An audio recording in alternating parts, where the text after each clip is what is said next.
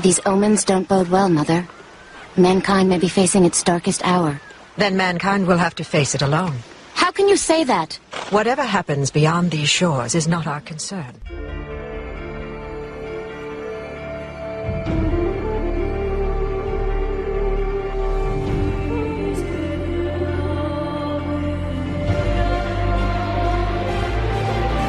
I am Diana, Princess of the Amazons.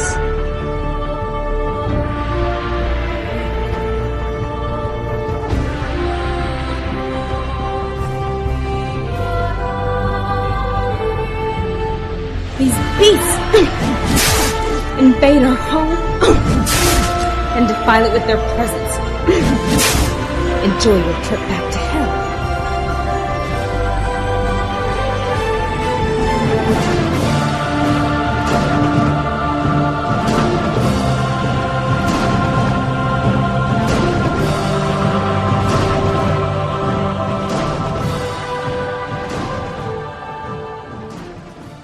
Hello and welcome back to Wonder Woman, Princess of the Amazons. This is episode 4.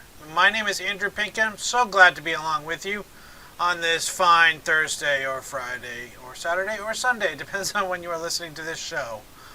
I'm flying solo on this podcast as it was originally intended to be before Mr. Danny Saab decided to grace us with his presence, talking about the New 52 and Rebirth. So, no Danny, but we're going to have a great time talking about Wonder Woman tonight, specifically the George Perez run, as we are continuing our coverage of the post-crisis Wonder Woman. But before we get to the review, I wanted to talk a little bit of podcast news and some Wonder Woman news in general. But before I do that, I just wanted to issue everybody an apology. This episode is coming out a little bit late, as I jokingly made in just a short little intro that I had. Just some stuff was preventing me from putting this out, so this episode will drop at the time of recording on Sunday evening. So my apologies for not getting it out on Friday. Completely my fault. So, but let's get into some podcast news. So we on this podcast endeavor to cover every Wonder Woman comic, much like From Crisis to Crisis does with Superman. We start with her first post-crisis appearance, number 1 in 1987, as well as covering all of her appearances in the New 52 and Rebirth. Well, that was a little bit more of a daunting task than I had originally anticipated. I sincerely underestimated how many books for the New 52 and Rebirth that she was going to appear in. So what's going to happen is we will get to the New 52 when we get there. It's going to be a long haul before we get to the New 52, but I mean, there were some months that were going to be 9 or 10 books that Danny and I were covering, and that's like a 5 or 6 hour show that I would have to split up into several different parts, and that's not fair to you guys, the listeners. So moving forward, Danny and I are just going to be covering the Rebirth stuff once a month, and that's what we're going to be covering. So moving forward, that's what we're going to be doing. So, but let's get into some actual Wonder Woman news.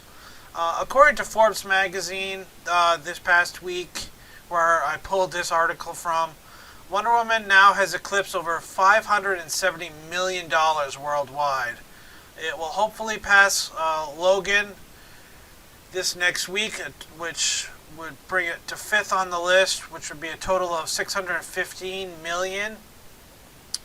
It's behind Pirates, Guardians of the Galaxy, and Fate of the Furious, as well as Beauty and the Beast being the top ranker at $1.2 billion. So Wonder Woman has a lot more to go before she can eclipse that elusive Beauty and the Beast number of $1.25 billion.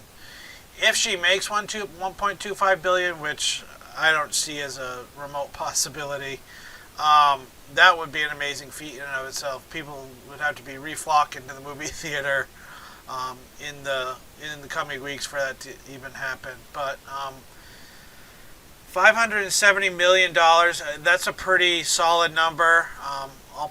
She'll probably move into that 5th spot on the list. I have no doubt in my mind. People love this movie. I mean, even our good friend Danny has gone back to the movie theater to see it again, and probably a third time too. So, but that's all the movie news I had. Some comic news. Coming out on the 5th of July is the Wonder Woman, the Golden Age Omnibus Volume 2, which collects Comics Cavalcade number 6 through 13 and Sensation Comics 25 through 48, as well as Wonder Woman 815. The price of that is $75. That's quite the hefty price tag, but I mean there's a lot of issues in there. It looks like, let's see, 6 times, it's almost 25, so that's 30, 40 something issues, almost close to 50 something issues. So I mean that's quite the collection for an actual omnibus. So pick those up if you want to be reading her Golden Age stories. Wonder Woman Volume 2 by Greg Rucka, which collects number 206 through 217. The price is $2.99. That's also is coming out on the 5th. So be on the lookout for that and pick that up if you want to be reading some Greg Rucka Wonder Woman. Also coming out on the 12th of the month in July, we got Justice League Volume 3, not T. Subtitled Timeless. It collects Justice League number 14 through the 19. Only 5 issues, and you're looking at spending $16.99. Man, these prices, not what they used to be.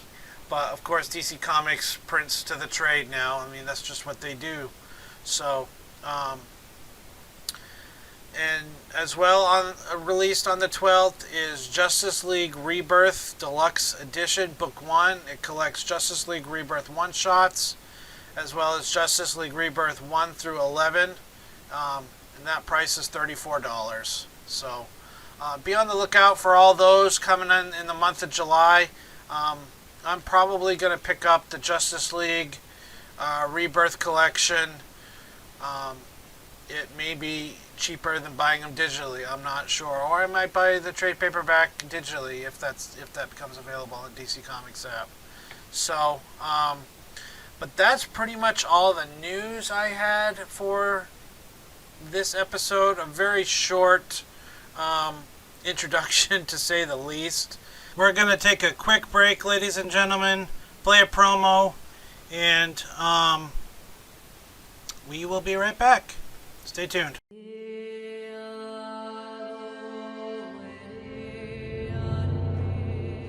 It was 1941, and a war was raging in Europe that would spread destruction and death across the world. Superheroes like Superman, Batman, and Captain Marvel were on the rise at newsstands everywhere. But one hero was about to debut that would change the world of comics. Forever. Amazon. Goddess. Warrior. Hero. Wonder Woman, one of the most well-known and beloved comic heroes to ever grace the medium.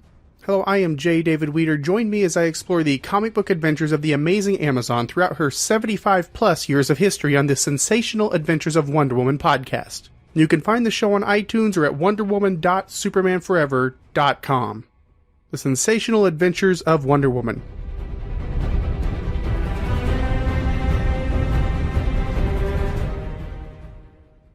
And welcome back, everybody. So, Wonder Woman number 3, titled Deadly Arrival, published April of 1987. The credits on this are as such. George Perez is the writer and penciler. Bruce Patterson is the inker. John Costanza is the letterer. Tatjana Wood is the colorist. Karen Berger is the editor. The synopsis, courtesy of our good friends over at AmazonArchives.com, reads as such. High above the city of Boston, Hermes and Diana fly across the sky. The Amazon princess wonders how man can build such a lovely metropolis and yet be capable of such wanton destruction. Hermes tells her that she should not judge man too harshly, as he has lost his way upon the earth, and that makes him afraid because he can feel the grip of Ares closing about his throat in a death grip. He adds this is why he has brought Diana here, in order to put an end to Ares' madness. Meanwhile, at the Hanscom Air Force Base Hospital, General Hillary and Etta Candy burst into the ward. The general demands to see Steve Trevor, and as they are led to his bedside, the doctor explains that the night nurse had found Trevor in one of the beds, with no idea how he had gotten there. He had obviously been in some sort of accident, but his wounds were already healing. He has been under armed guard ever since. As they reach the room where Trevor rests, they find General Tolliver waiting outside. Tolliver explains that Trevor is under arrest for not only returning without the Phantom jet he allegedly commandeered, but he is also wanted for questioning regarding the brutal murder of General Kohler. Etta steps forward and tells Tolliver that Colonel Trevor was ordered to fly the plane by Kohler himself. Tolliver replies that there are no records of that, and as soon as Trevor regains consciousness, he will be questioned. Elsewhere, at Harvard University, Hermes and Diana arrive at their destination. Hermes explains that here the Amazon will meet the one who will become her mentor and guide through man's world. Diana will also finally learn the secrets of Mad Harmonia's talisman. Hermes then removes it from the top of his staff and hands the glowing talisman to Diana. He tells her that he cannot aid her further, but she has his blessings. She must go now and take with her the hopes of the gods themselves, for the fate of the gods and men alike now rests upon her efforts. With that, he fades from view. Across campus in the library, Professor Julia Capitelis stands on the ladder inspecting a book she has just removed from the top shelf. She attempts to reach across for another, but loses her balance and topples from the ladder. But before she hits the ground, she finds herself in the arms of Diana. Once safely on the ground again, Julia thanks her and sees her costume, asking if she has something to do with the Founders' Day celebration. For her part, Diana asks if Julia is all right, as both she and the world have need of her services. But Julia cannot understand Diana's language, which sounds to her like some sort of gibberish mixed with ancient Greek. She asks Diana to speak slower, as she cannot understand her. Frustrated, the Amazon princess wonders how she can make herself understood, and suddenly has a thought. She reaches for the talisman tucked into her belt and shows it to Julia. Fascinated, the professor wonders how such an obviously ancient amulet can gleam as if new. As Diana turns her hand to show the side view, it disappears from view, as if it exists only on one plane of reality. Julia realizes that whatever the amulet is, it is not of Earth, and yet it is so beautiful, so compelling. She reaches out to touch it, and as her fingers brushed the burnished metal, Julia's world suddenly explodes into fire and fantasy. Images flash through her mind, images of churning seas and magnificent warrior women, of whispered voices and a golden kiss.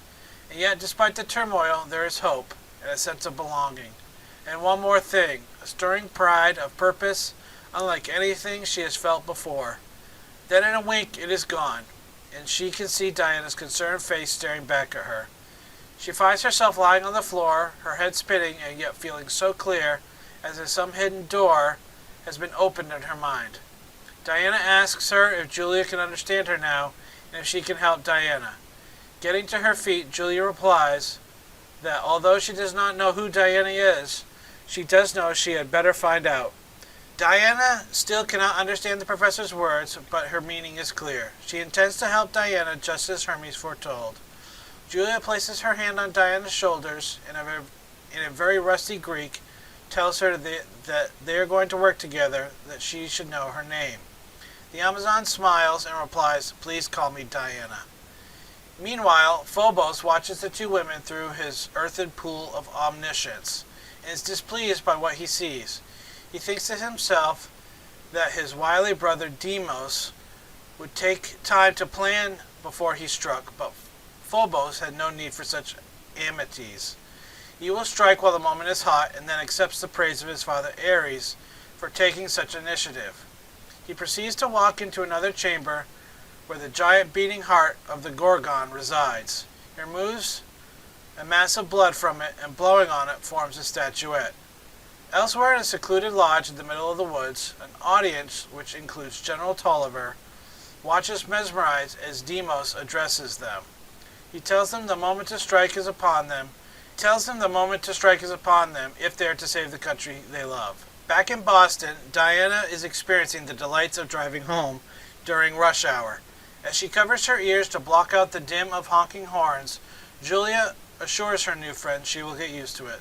Later that night, at Handsome Air Base, Tolliver is questioning the now conscious Trevor. Steve tells the general again that he cannot remember anything after the plane went down. The general orders him to try harder, and Steve replies that he does see random images of being attacked by his co-pilot, then spotting some uncharted island, and strangest of all, being carried in the arms of the most beautiful woman he has ever seen. Tolliver tells Steve it is all delusion, and with cold or dead, no one can ever prove it. However, they cannot take the chance. Steve asks him what he means by that as a nurse steps forward with a syringe. But before she can insert it into his arm, Steve decks her, yelling that he has seen her fill the syringe with air and that he has no intention of dying from an induced embolism. However, Tolliver punches Trevor and tells him that he will die and they have come too far to permit him to interfere with their master plan. The two men grapple and Steve manages to throw the general across the room. Hearing the commotion, the guard outside bursts into the room. Before he can react, Steve knocks him out of the way. He then races down the corridor towards the exit. As the guard attempts to raise the alarm, though he is gunned down by Tolliver. At the same moment, in Beacon Hill, the home of Professor Julia Capitilis, Vanessa, her daughter, answers the door to a delivery man. She muses to herself, it seems a little late in the day to get a delivery, but nonetheless takes the package inside. Although it is addressed to her mother, who is yet to arrive, she decides to open it anyway. She removes the wrapping paper to reveal the statuette that Phobos had created. From Vanessa's point of view, though, it is still just a very ugly doll. She no doubt her mom will love it. Across town, at the apartment of Etta Candy, the lieutenant listens in shock as one of Steve Trevor's best friends tell her what just happened. Colonel Michaelis explains that Steve is on the run, having been accused of murdering a guard during his escape. Michaelis assures her that he will do everything he can to help her, and hangs up. Etta cannot believe Steve would do such a thing, as he is the most honest man she has ever known. As she steps into her bedroom, a hand suddenly reaches out from behind the curtain and covers her mouth. She turns to see Steve, begging her not to scream. He tells her not to believe a word she has heard about him. People are trying to kill him and get him out of the way, and he needs her help to find out why. Across the other side of the world in Moscow, another entranced audience listen to Demos as he gives them exactly the same speech about protecting their country and that the time to take action is upon them. Back in Beacon Hills, and Julia and Diana finally arrive home. Julia unlocks the front door as Diana carries a pile of books inside. Julia tells Diana that these things should help them research the amulet. She still cannot believe that the young woman can carry such a huge pile of books so easily. She must work out. Julia calls out to her daughter upstairs, Nessie, who replies that she will be right down. Julia tells Diana that she thinks the Amazon will like her daughter, as they are very much alike, headstrong and fiercely independent. As Vanessa comes down the stairs, she says, "Hi, love your costume. Part of the Founders Day celebration, huh?" Diana, for her part, smiles back and thinks to herself she has never seen another woman quite like her. So young, so vulnerable, and so beautiful. Julia tells her daughter that Diana will be staying with them for a while.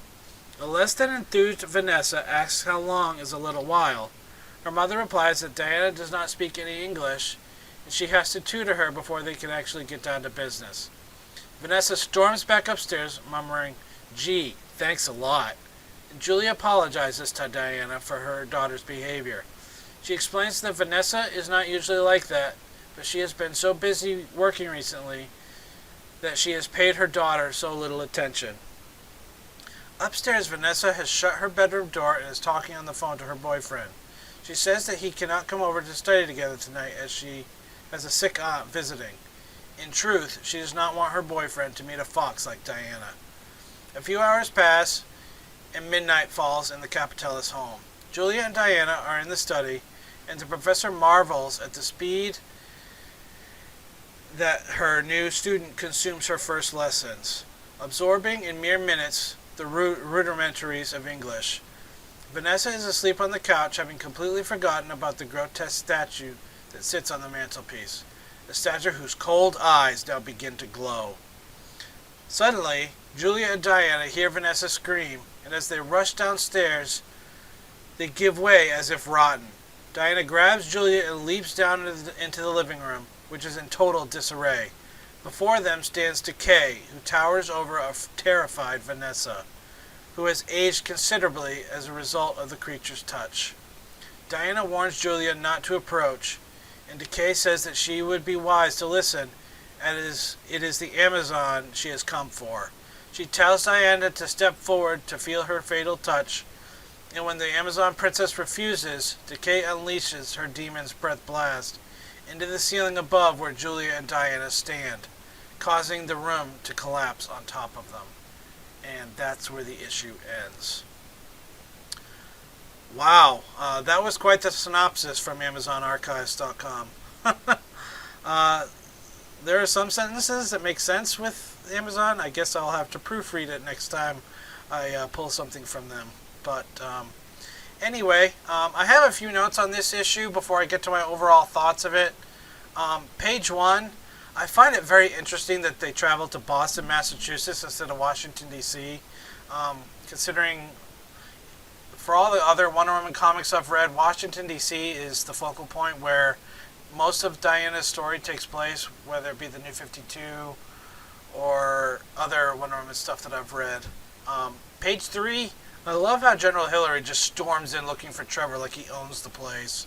I get that he's a general, but I mean, come on.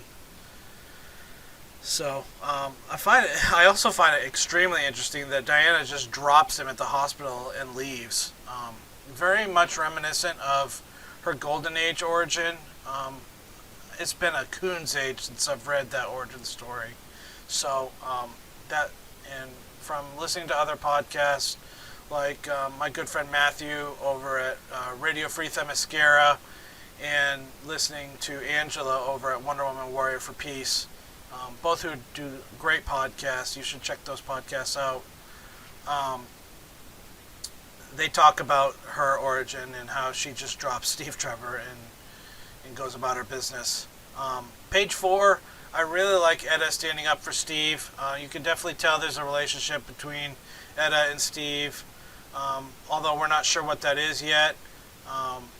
I love how the fact that they jump immediately to conclusions thinking Steve is guilty.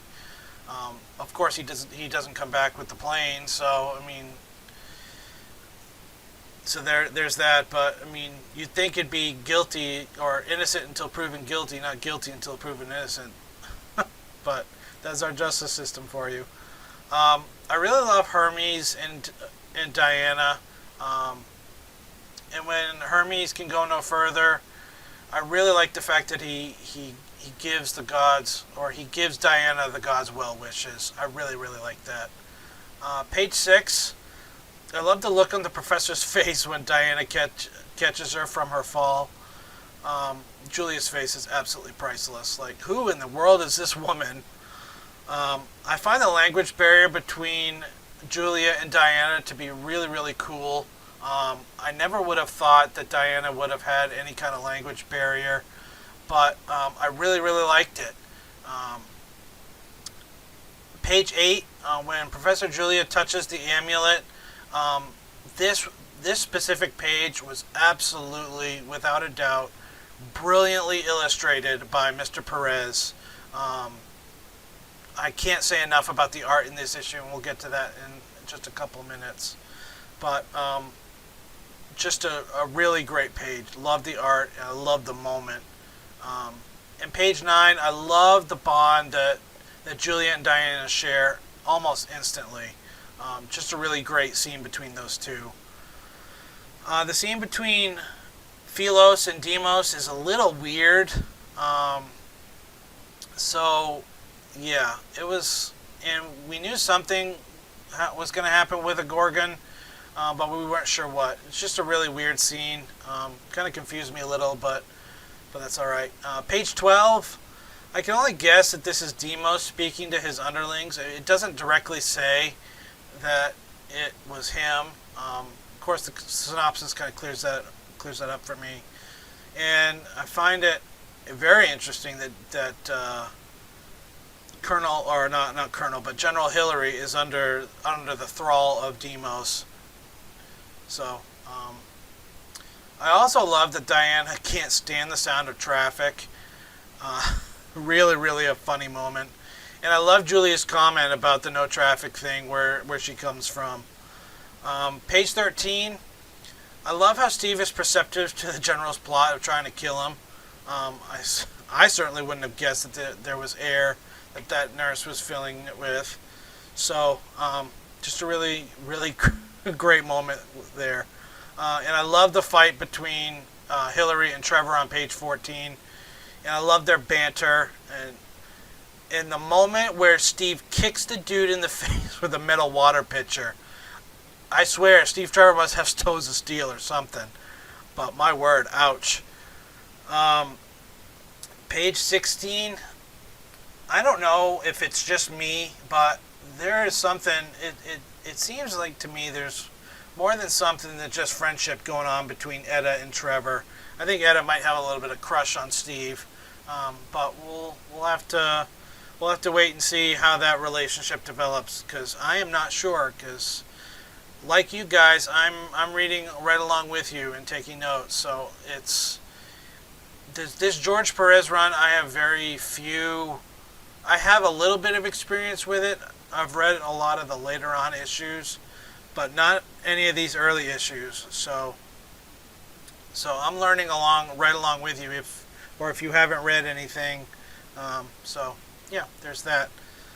Page 19. It appears that this is no mere statue, as we are led to believe, especially when the thing's eyes pop open. Kind of a creepy moment there. Page 21. Boy, that is one ugly monster. The name Decay fits it for a creature so ugly. And my last note on page 22 is, boy, what a cliffhanger. I did not expect this issue to end on such a cliffhanger. It was a really great issue overall. I absolutely loved it. George Perez did a knockout, bang-up job on the art. I can't say enough about the writing team. The writing is top-notch as always. And like I said last week and the week before, I mean, it's very rare to see a penciler and a writer all in one foul swoop. And I think George Perez just has done an amazing job with this Wonder Woman run so far. So, probably my favorite scene with Professor Julia and Diana. I absolutely love that scene between the two when after Julia gets mind whammied by the amulet, and she kind of understands where Diana's coming from and is able to speak a little bit of her language. Just a really great moment, probably my favorite in the issue. So overall, it was just an amazing issue. I really, really enjoyed it. So, but guys, that's going to do it for my review and for this episode. Thank you so much for listening. I know this was a little bit shorter episode than what we normally have. When I fly solo on these books, it's going to be a little bit shorter because there's no one to bounce stuff off of. So, and you guys can help out with that. If you want these episodes to be longer, email in wonderwomanpodcast@gmail.com so we can read your emails and stuff on the show and feedback and get your thoughts on these issues and get a little bit of a conversation going. That's the best way to make these episodes a little bit longer instead of just a little bit of news and a review, and that will call it good. So, but until next week, guys, where Danny and I, we're going to be talking Rebirth. We're going to be talking about the DC Rebirth #1, Wonder Woman #1, Wonder Woman Rebirth #1. So be on the lookout for that. And thank you for listening, and we will talk to you guys next week. See you later.